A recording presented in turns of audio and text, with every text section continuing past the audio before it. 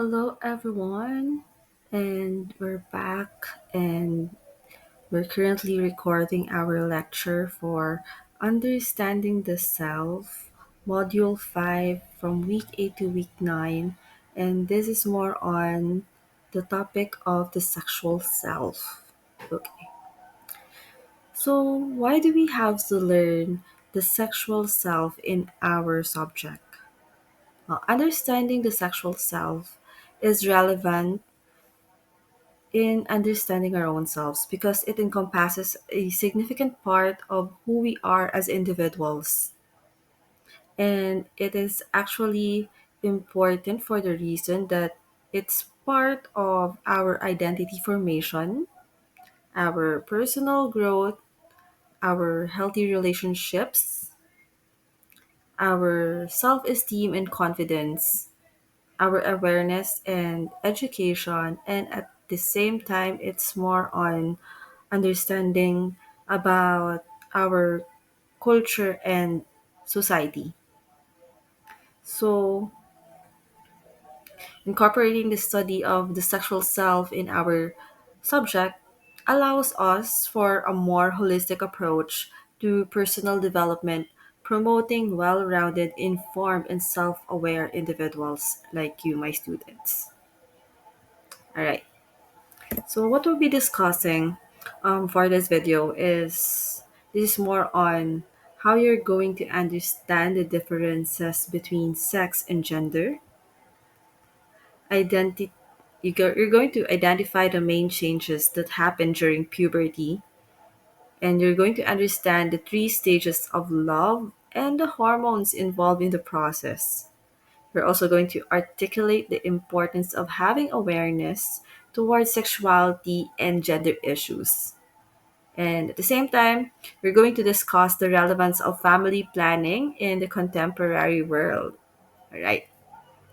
So basically, it's also nice if we're going to have a face-to-face discussion about this topic. However,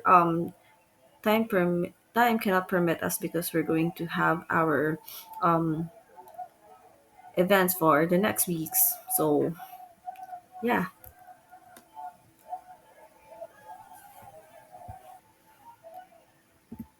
All right. So next slide is we're going to know about sex and gender.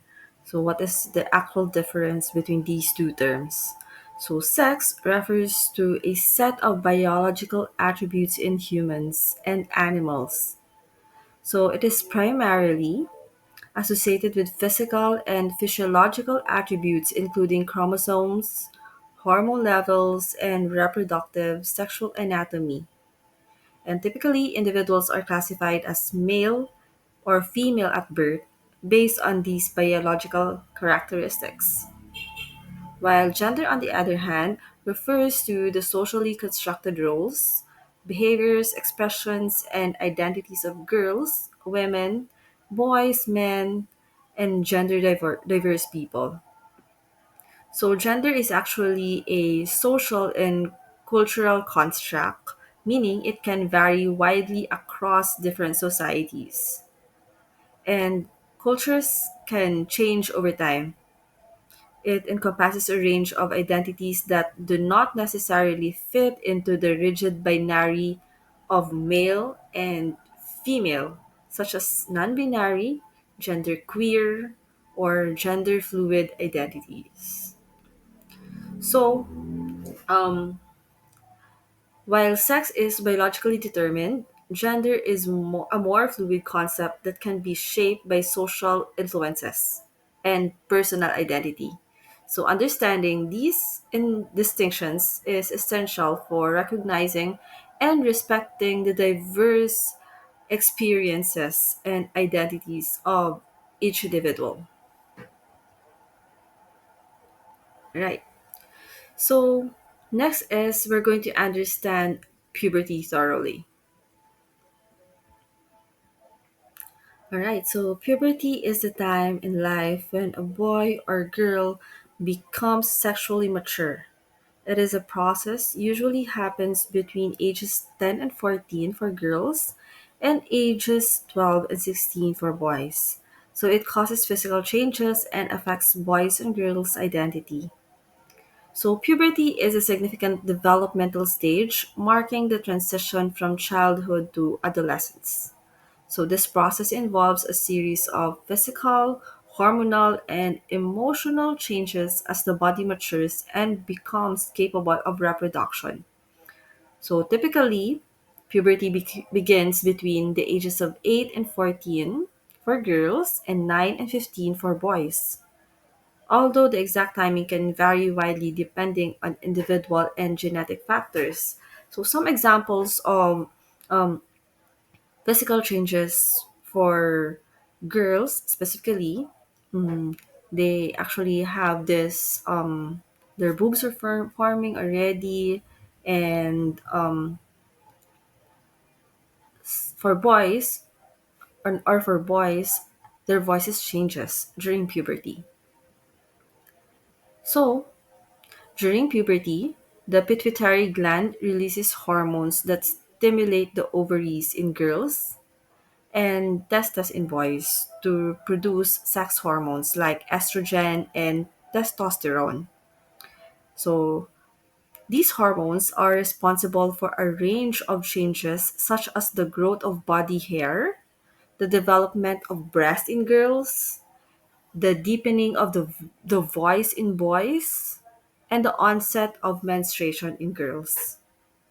So the period of growth and change generally spans several years and can be accompanied by emotional and psychological shifts as individuals begin to form their identities and gain independence. So understanding and navigating these changes is an important part of adolescent development, and support from parents, guardians, and educators can be crucial in helping young people manage this transition smoothly. So I guess most of you have already undergone this stage, the puberty stage.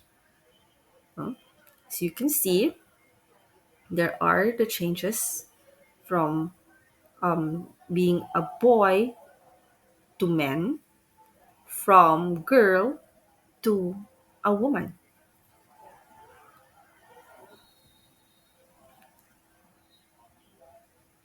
right?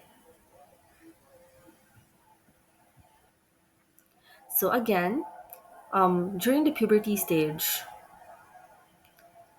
the pituitary gland releases hormones. So these hormones are chemical messengers produced by the body that travel to the bloodstream to affect growth, sexual characteristics, the ability to have children, metabolism, personality, and mood swings. So these hormones are usually the reason why changes happen in our body. Yeah. So that is the biological way of giving meaning of why growth happens in a person or in a child from childhood to an adolescent. So although the trigger that starts puberty is not yet fully understood, sometime between the ages of 7 and 11 in girls and 9.5 to 13.5 in boys, the pituitary gland or the brain releases two hormones that signal a girl's ovaries to start producing different hormones. So like estrogen and testosterone, etc.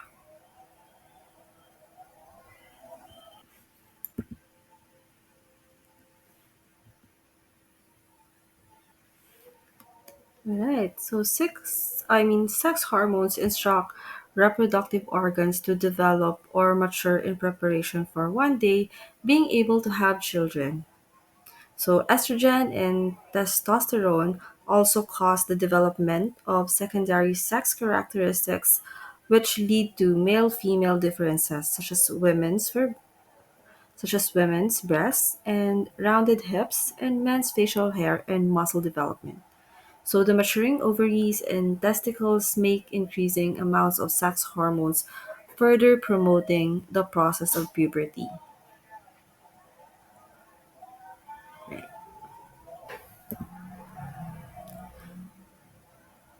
So let's discuss the three stages of love and the hormones involved in the process. Right. So the journey of love can often be divided into three distinct stages. First is the lust, attraction, and attachment. So each stage is characterized by a unique set of hormones that drive our emotions and behaviors. So for lust, this stage is primarily driven by the sex hormone testosterone and estrogen. So in both men and women. So these hormones fuel the initial desire and sexual attraction, promoting individuals to seek out potential partners. So lust is more about physical attraction and the instinctual urge to reproduce, while attraction, often referred to as the honeymoon phase. So the attraction stage is where the intense feelings of love and infatuation blossom. So during this stage, the brain releases a cocktail of neurotransmitters, including dopamine, norepinephrine, and serotonin. So dopamine is known for creating feelings of euphoria and pleasure, leading to the excitement and energy associated with new love. So norepinephrine, similar to adrenaline, makes us giddy, energetic, and even decreases appetite and need for sleep. So serotonin levels often drop, which can result in obsessive thinking about the beloved. So these neurotransmitters are released during the attraction stage of love, especially if that or if a person is attracted to someone. So actually, this is really more on the biological aspect where these neurotransmitters and hormones play together as a crucial part of the body. Yeah, and it happens in reality that this scientific meanings of these hormones or these neurotransmitters really affect someone's body, especially when they are attracted to someone. So let's move forward to the next stage, which is the attachment stage. So this stage is associated with long-term bonding and is crucial for forming lasting relationships. So the primary hormones involved here are oxytocin and vasopressin. So oxytocin, often referred to as the cuddle hormone, is released during physical touch and intimacy. So reinforcing bonds between partners also, oxytocin is the culprit. So vasopressin is linked to behaviors that produce long-term monogamous relationships. So these hormones help maintain the deep connection and emotional union necessary for long-term partnerships, including marriage and family bonding. So as you can see, and if you happen to read a lot of materials about this topic, scientific evidences or scientific meaning about these kinds of hormones and neurotransmitters really affect someone's relationships with people. So, if you happen to understand your own self, why you are having these kinds of moods or having these kinds of feelings, about yourself or about your relationship with others, Sometimes it is because of these hormones, and it is because of these neurotransmitters. So, understanding these stages and the hormones involved can provide insights into the complex and dynamic nature of human relationships. So, while the science of love is still evolving, these stages offer a framework for understanding how we connect with others on a biological level. So, it's not all about just emotions, but there are aspects that biological aspects or biological reason why we are experiencing this kind of emotion in our own self. So that is part of knowing your own sexual self. We also have here gender stereotyping and why it needs to stop. All right. So you already know about the stages of love. You also know about hormones. And now, you also know about puberty at the same time. So, what we're going to do is to discuss why there is a gender stereotyping. No? Nga, I mean, nga, may ara gyapon gender stereotyping here in our society.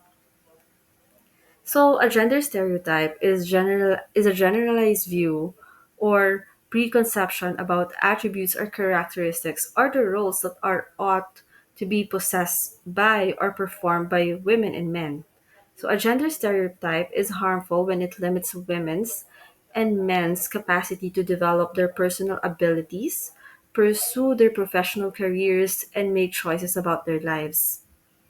Now, sometimes this gender stereotyping activity affects other people because it comes with the aspect of discrimination and all. Okay, so gender stereotyping is a pervasive issue that affects individuals at all levels of society.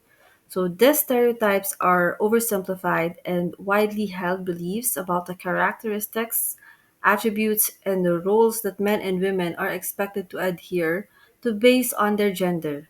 So while these stereotypes can vary significantly across different cultures and societies, they often share some common themes. Now, sometimes there are things that in our society today, some people are very observant, or they say something about women that women cannot do things that man can do. And sometimes they often disregarded that women also have skills or they possess skills that men can still do. However, they are being stereotyped because we all know that some women can do or have the skills that men also possess. So there's this what we call gender inequality, or because of gender stereotyping, gender inequality began to blossom. So if we understand that it needs to stop, or we need to stop gender stereotyping, we're going to actually stop also, or we're going to address the issue on gender inequality. So addressing gender stereotyping requires a concerted effort to challenge and dismantle these outdated notions. So specifically, education and awareness campaigns and policy changes can play very important roles in promoting gender equality and allowing individuals to pursue their true interests and potential free from constraints of stereotypes, meaning they will be free from discrimination. Alright. So, whatever gender or sexual orientation that an individual has, if we understand how our society works and how we know our own selves, we will be able to address the issue on gender inequality. Because I believe that most of us have his or her own skills, not um, whether they have the skills as a leader, for example, or they excel in academics, for example. Whatever endeavor that an individual has, regardless of his or her own gender, they are still capable of doing things in our society. So that's what I believe in. Okay, so I hope you also believe what I am saying, or I also hope that you will be able to understand what I am getting into in this kind of topic that we have. So if you happen to know things, you'll be able to understand why, or why do we have to stop gender stereotyping. So diving deeper into other sexuality and gender issues. So this slide explains it. So, societies across the world have experienced large scale social change related to gender and sexuality. So, for example, despite some intensification of homophobic attitudes and laws in a number of countries, the global trend has been towards increasing legal rights for gay, lesbian, and bisexual people. So, as of the moment, in some other countries, they already legalize same sex marriage. Uh, Here in the Philippines, we don't recognize same sex marriage yet. But however, there are already people who's been advocating on it. But it really depends in our society if we accept it or not. But according to the law, since our law wasn't revised yet or amended yet, we stick to the law that we don't have same sex marriage here in the Philippines. So, transgender issues continue to be a cultural battleground, but a growing movement. There are a lot of movements nowadays, especially for um, LGBTQ. We have actually LGBTQ month observed here in the world and in the Philippines.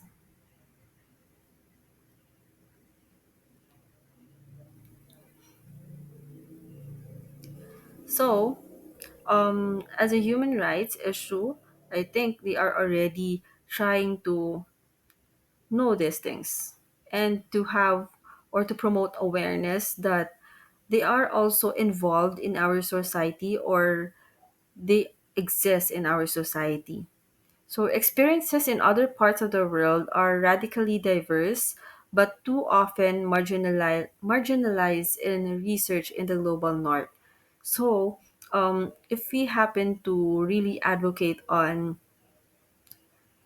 gender equality, or gender related topics, no, we really have to have a research for these things so that we will be able to know what initiatives that are we going to take for the next steps, or what action plans should we plan out if ever we have the data. So I also encourage for those who will be making their research in the future, try to research about gender gender related topics, right? So again, if we are able to educate our own selves about this kind of issue or this kind of topic, we will be able to know what initiatives should we take, especially in this kind of population that we know nothing about yet, right? So if there are, no, if there are people who are like this, or we don't know. We don't know yet because um, we don't know. So the thing is, we have to educate ourselves and we have to understand them. Not just them, but in our society, I believe that we are all equal, right? So another slide or another topic aside from these gender issues, we're going to deep dive in our topic about family planning. So actually, the health sector is actually promoting family planning. I'm not sure about the religious groups if they also practice family planning, but as far as I know, most likely family planning is being practiced in the health sector because there is a growing population in our society. So there is a need for them to do family planning. But what is really family planning? So according to our slide, family planning is having the desired number of children and when you want to have them by using safe and effective modern methods. So proper birth spacing is having children to 3 to 5 years apart. Okay. Yeah. I think that is the best practice. If a family, oh, so a parent or the parents, for example, a male and female, and they plan out to have children. They plan to have 3 children in one household. However, the gaps of these children are 5 years apart. So I think that is one of the best family planning method, or yeah, family planning method to have, because they will be able to realize that having 3 children with 5 years gap can actually leverage them either financially or yeah, financially, definitely. So that is part of understanding why it is necessary to have family planning. So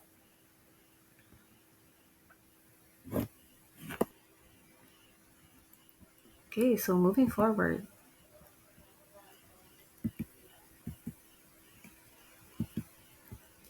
So again, family planning refers to the practice of controlling the number and timing of children in a family. So it involves the use of various methods and strategies to prevent unintended pregnancies and to plan for desired ones. So this practice is an essential aspect of reproductive health and plays a significant role in the well-being of individuals, families, and communities. And there is actually different methods in family planning, which I will be discussing on the next slides. So why is it important? So actually, um, family planning family planning's importance is more on having health benefits. It actually allows individuals to space pregnancies, reducing health risks associated with closely spaced births, and enabling women to recover fully before conceiving again. So, for example, no, um, kung gasigi-sigi ka lang, ang isa ka women or isa ka babae, after yung bata, nagbusong naman siya liwat. So definitely there's no family planning if ever that happens. However, sometimes it is inevitable because there are some things that happens between the man and the women. But however, if they do family planning or if they observe that, probably they can actually reduce the tendency to get pregnant. So there is also a benefit on having an economic stability. So by planning your family size, parents can better allocate resources, ensuring each children receives adequate care, education, and attention, no? So kung naplanuhan ang pagbata sang isa ka pamilya, ma-realize nila nga ang ilang nga resources pwede nila ma-estimate. Meaning, ma-estimate nila ang panggatas, pang-diaper, pagkaon sa mga kabataan nila hasta nga mag-eskwela sila. Hasta nga makatindog sila sang ilang nga own self. I mean nga kaya ni nila maging independent in the future. So that's in Ilonggo, hiniligay nun. I hope it's understandable. Right. There is also a benefit or an importance in the empowerment. So family planning empowers individuals, particularly women, by providing them with control over their reproductive choices, which can lead to greater participation in education and the workforce. No? How women are being empowered through family planning. So if ang babae, if hindi lang siya nga gabustong lang kagabata lang pirmi, he or she, I mean she will be able to work on her own, work for herself. No? She can join the workforce. She can land a job if she wants to. No? Hindi lang nga gabantay na siya bata pirmi.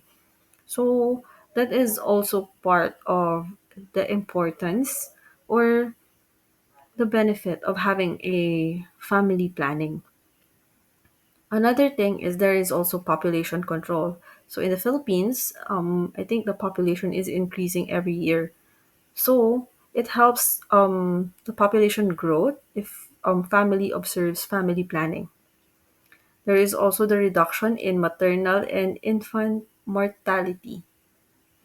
So with planned pregnancies, there is a higher chance of accessing prenatal care and ensuring healthy birth outcomes. So actually, family planning is critical, or it is a critical component of public health and personal well-being, providing numerous benefits that enhance quality of life across the globe. So there are different types of family planning methods.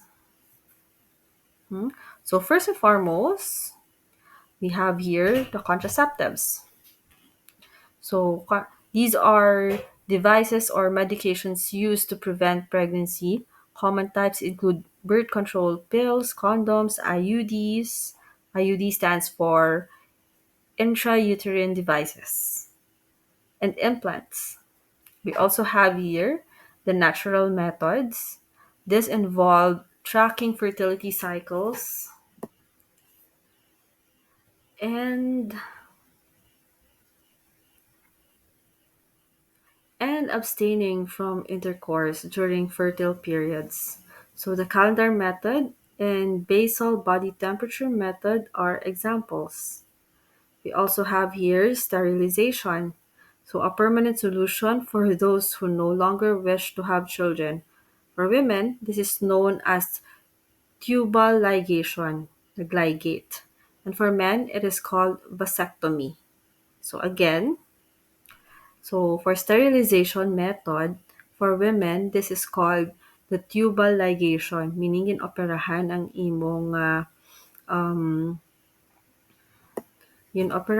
imong fallopian tube, no, ginhigot para hindi maging um you won't be I mean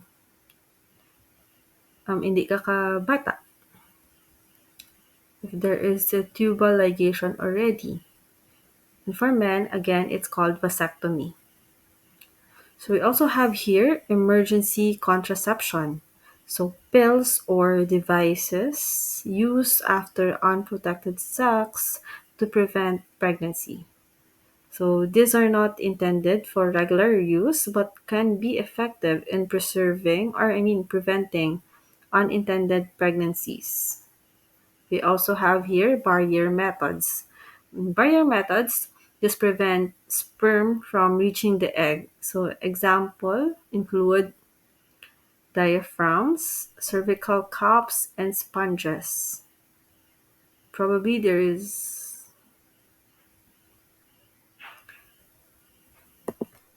Yeah, so I think that is part of the barrier methods. So again, for those who will be asking, ang condom diin na belong. So condom belongs to contraceptives. And this is a method also used in family planning, no? In order to prevent unintended pregnancy. Right.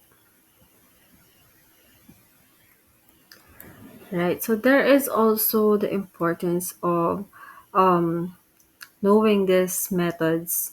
Sometimes it is also because there is an intention to prevent any sexually transmitted diseases. So the most common STI or sexually transmitted infections are chlamydia, gonorrhea, genital herpes, genital warts, hepatitis B, HIV and AIDS, pubic lice, syphilis, trichomoniasis. So there are different risk factors of STDs. So if you are having unprotected sex, for example, whether um, it's um, it's an intercourse between men and female, I mean men and woman, male or female, or whether there is an intercourse between men to men or female to female, um, there is the tendency that if having intercourse without knowing the past partners of your sexual partner, sometimes it is crucial to have things tested, diba? So that you'll also be protected. Um, this is actually a sensitive topic, and probably we'll be having a seminar about this. And knowing this kinds of transmitted disease and how it can affect our emotions or how it can affect a person. Sometimes it really is devastating if there is someone who acquired this sexually transmitted diseases. So it's better to be aware, and it's better to prevent it, because um, in our society today we are so liberated, no, especially I think this generation is already liberated, but um, although we have this kinds of freedom, for example, but it is very crucial, or it is very I think it is better actually to have an awareness and to take note of all these things, no? So that you'll be able to realize that not all things are done because of freedom, but it is also because you need to be protected as an individual. So that is more about understanding this topic. So why is population education important? No? Because in here in the Philippines, there is an increasing number of population. So some people don't practice family planning, maybe because of religion, or maybe because they're not aware of it. So um, for us individuals who are being educated, or have the chance to be aware what is really happening in our society, it is best that, knowing that there is an increasing population in our society today, no, you'll be able to realize that it is important to keep track of our own desires, especially to um, impregnate someone or to be able to know these things. So most of the people agree population education with education of the population. So if we go deep into the matter, we will find that population education is education about population matter. So for example, it's fertility, mortality, migration, etc. So it is an educational process which helps people to understand the nature, the causes and consequences of population events. No? So it is actually nice to know these things, because if you know these things, you'll be able to realize, or you'll be able to realize the statistics na most people, or every year, how many children are being born here in the Philippines, and how many people are already having their jobs at this age, for example, and how many people migrated from this country to another country. If we happen to realize all those data, or we're going to analyze it, there is the relevance why this happens in our own city or in our own country. So that is why it is best to know and to be aware of our own population. And it is relevant in our topic about the sexual self, because knowing that we are just humans, and different ages are under or different ages undergo different stages of being sexually active. And being active doesn't mean there's freedom to do a lot of things, but also to keep the awareness of what are the consequences of that freedom. So I think that will be all for our discussion about the sexual self. I learned a lot, and I hope you're going to be able to practice what you have learned in our discussion today. Thank you and good luck.